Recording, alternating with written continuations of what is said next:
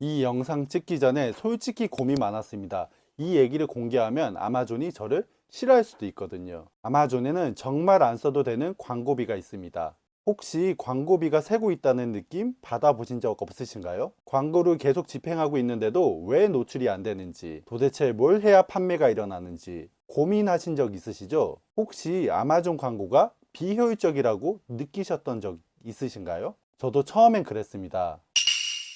제가 지난 몇 년간 직접 운영해온 수십 개 브랜드, 그리고 누적 수억 원 규모의 광고비 속에서 그 돈들이 어디서 어떻게 새고 있는지 저는 그걸 아주 똑똑히 봤습니다. 오늘은 그 실전 데이터를 기반으로 검증된 아마존 광고 세팅의 진짜 핵심을 알려드리도록 하겠습니다. 단순히 책에서 본 이론이 아니라 실제 실무에서 수년간 직접 부딪혀 검증해온 방식들입니다. 저는 데일리 체커라고 하고요. 글로벌 비즈니스 컨설턴트이자 아마존 광고 대행 및 컨설팅을 7년 넘게 진행하고 있습니다. 제 커리어는 해외 수출 영업으로 시작했고, 해외에서 근무하며 전 세계의 바이어를 상대로 실무를 직접 다뤄왔습니다.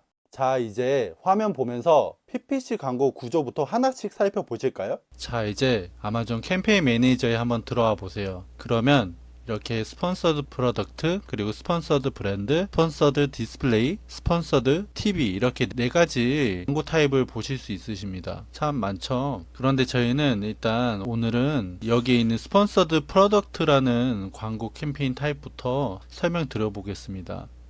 이렇게 한번 클릭해 주시고요. 어떤 구조로 광고를 세팅할 수 있는지에 대해서 한번 설명드리면, 먼저 이렇게 포트폴리오가 있고요. 두 번째로 캠페인 매니저가 있고요. 세 번째로 애드 그룹이 있습니다. 근데 저희가 지금 맨 먼저 보이는 게 이렇게 애드 그룹 세팅이라고 보이시죠? 그러면 지금 가장 하위 항목에 있는 이름을 무엇으로 정하는지에 대해서 입력을 하시면 되는데, 이렇게 자동적으로 세팅하고 있는 이렇게 날짜와 시간이 이렇게 보여주게 되어 있습니다. 하지만 꼭 이렇게 안 하셔도 되고요. 저희가 예를 들어서 어떤 상품을 하시는지에 따라 다르겠지만, 예를 들어서 어떻게 입력하는지 보여드리겠습니다. 그리고 이렇게 내려가셔서 상품을 클릭해 주시면 이렇게 타겟팅하고 싶은 상품이 이렇게 추가가 되는 거고요. 그리고 타겟팅을 이제 오토매틱 타겟팅과 매뉴얼 타겟팅이 있습니다. 저희는 지금 현재 오토 광고에 대해서 설명드리고 있기 때문에 오토 광고를 선택하도록 하겠습니다. 오토 타겟팅을 비드 값을 무엇으로 할 것인지에 대해서 기재하는 란인데요. 보통 디폴트 비드를 이제 예를 들어서 0.98이나 아니면 정말 해보고 싶은 0.75 뭐 이런 식으로 이제 쓰실 수도 있는데요.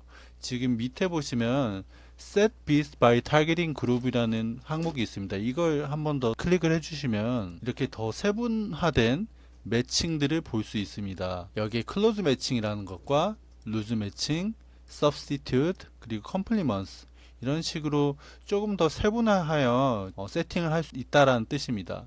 여기에 클로즈 매칭이라는 거는 예를 들어서 저희가 세럼이라는 광고를 세팅할 오토 광고를 세팅할 때 세럼과 아주 밀접한 관련이 있는 키워드를 위주로 노출되게 되는 것입니다.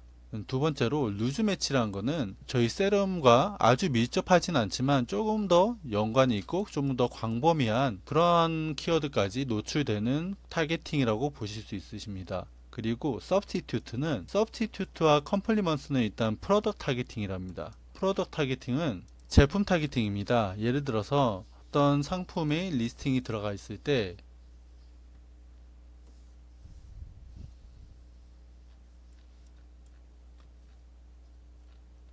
이렇게 related to this item 이렇게 보이시죠? 여기에 있는 스폰서드라는 이러한 광고들이 여기에 있는 프로덕트 타겟팅, substitute와 complements라고 보시면 됩니다. substitute는 말 그대로 조금 더 밀접한 상품에 노출되는 거고, 컴플리먼스는 약간 내가 만약에 청소기를 판매한다고 했을 때 청소기 뿐만 아니라 예를 들어서 청소기를 충전하는 충전기까지 좀 더 구성품까지 노출될 수 있는 이러한 컴플리먼스라는 조금 더 광범위한 프로덕트 타겟팅이라고 보시면 됩니다. 그래서 비드값 세팅하실 때 뭐 예를 들어서 이거는 0.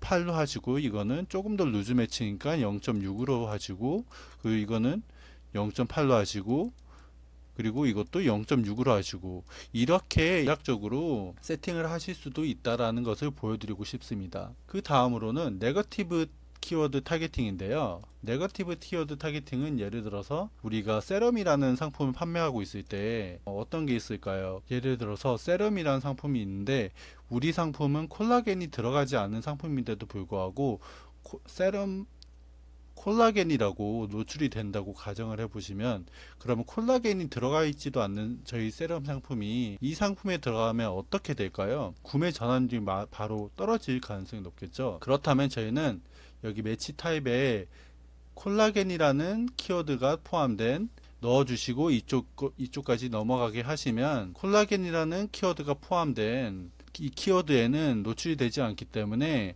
조금 더 정밀한 오토 광고를 세팅하실 수 있다는 뜻입니다. 그리고 내려가시면 네거티브 프로덕트 타겟팅도 보실 수 있습니다. 만약에 이렇게 베스트셀러인 상품에 우리 상품이 이렇게 노출되고 있다면 어떻게 될까요? 정말 우리가 이 상품을 이길 수 있을까요? 그리고 이 데이터는 캠페인 매니저를 통해 향후에 성과가 어떻게 되는지, 노출이 어떻게 됐고, 그리고 클릭이 몇 번이 됐고, 그리고 그 클릭에서 구매 전환이 몇 번이나 됐는지 그 광고 데이터를 확인하면 될 수 있겠지만, 일반적으로 경쟁력이 있을까요? 만약에 경쟁력이 없다라고 판단이 되고 데이터적으로도 그렇게 효율이 좋지 않다고 하면 우리는 이쪽에 해당 ACN을 추가해서 이쪽으로 넘겨 주어서 더 이상 이 제품에는 노출이 되지 않도록 설정할 수가 있다라는 것입니다. 그리고 더 나아가서 이렇게 내려가시면 이제 캠페인 단위에서 캠페인 비딩 스트래티지가 보이시죠? 이것은 첫 번째는 이렇게 업앤다운이 있고요. 그리고 두 번째는 다운 올리, 그리고 세 번째는 픽스드 빗이 있습니다. 서두에 저희가 이렇게 세팅했을 때 제가 다운 올리라고 이렇게 기재를 해 놓았잖아요. 그러면 이것은 이 부분에 해당하는 것입니다.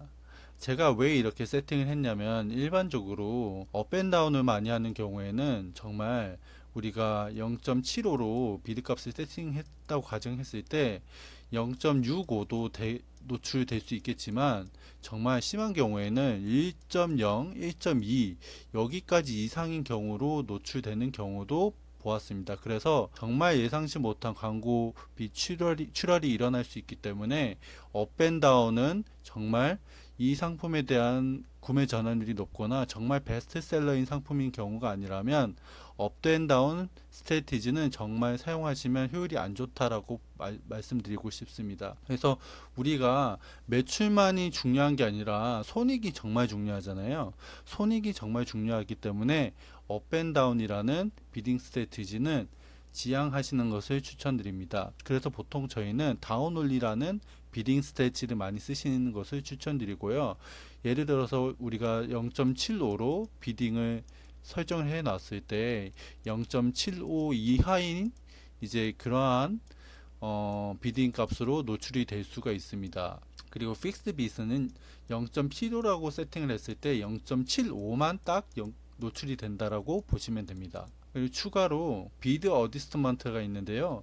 이쪽에 탑 오브 서치가 있고요. 그리고 레스트 오브 서치, 그리고 프로덕트 페이지스 이렇게 있습니다. 첫 번째를 설명해 드리면, 이거는 1페이지에 노출될 수 있는 비딩 값을 얼마나 더 상향 조정해서 노출을 할 것이냐라고 100%라고 했을 경우에 우리가 0.5라는 비드 값을 설정했는데 불구하고 이게 100이라고 하면 1불까지 노출이 될 수 있다라는 뜻입니다. 그리고 마찬가지로 레스트 오브 서치는 1페이지 외에 예를 들어서 2페이지 그리고 2페이지 이상인 페이지까지 이거를 조금 더 상향 조정해서 비딩을 할 수 있다라는 뜻이고요. 그리고 프로덕트 페이지는 예를 들어서 우리가 경쟁사 페이지에 이런 프로덕트 릴레이트 투 디스 아이템 이 정도의 이 위치에서 노출이 될 수 있는 가능성을 더 높이는 과정이라고 보시면 됩니다. 그리고 세팅에서 이렇게 캠페인 매니저에서 우리가 동일하게 이렇게 세팅하실 수가 있으십니다. 그리고 포트폴리오도 정하실 수도 있고요. 그리고 광고 시작 날짜와 광고 끝나는 날짜 이렇게 세팅하실 수 있는데요. 보통 끝나는 날짜는 세팅하지 않으시고 노엔 데이트로 두시면 됩니다. 그리고 데일리 버짓을 설정할 수 있는데요. 이렇게 서제스트 데일리 버짓이라고 나오시잖아요. 보통 알고리즘이 이 정도의 빚이면 그래도 적정하다 이렇게 보여주고 있기 때문에 우리는 이렇게 아마존에서 알려주는 값을 설정해 주시면 됩니다. 추가로 이렇게 오토매틱 태스크 유징 루리스라고 있는데요. 이 부분은 예를 들어서 프라임데이나 할로데이인 경우에 우리 비드 값을 얼마나 조금 더 공격적으로 세팅할 수 있는지 이 부분은 이렇게 추가로 설정하실 수 있는데요. 이 부분은 조금 더 고급스러운 내용이기 때문에 만약에 관심 있으신 분들이라면 한 번쯤 테스트 해 보시는 것도 좋을 것 같습니다. 자, 이렇게 모든 값을 만약에 기재를 하셨더라면 이렇게 런칭 캠페인을 누르시면 모든 것이 완료된다라고 보실 수 있으십니다. 오토 광고도 생각보다 어렵지 않으시죠? 이렇게 오토 광고를 한번 세팅해 보시고 그 다음에 오토 광고에서 어떻게 노출이 되는지 한번 보시고 그리고 매뉴얼 광고로 세팅하시고 매뉴얼 광고 이후에도 이제 브랜드 비디오 광고, 디스플레이 광고를 세팅하실 수 있는데요. 다음 편에서는 이제 매뉴얼 광고를 한번 어떻게 세팅해야 되는지를 설명해 드릴 테니까요. 구독해 놓으시면 좋을 것 같습니다.